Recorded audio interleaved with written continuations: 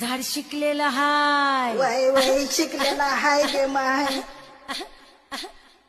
झाड सासुरवासन करणार नाही.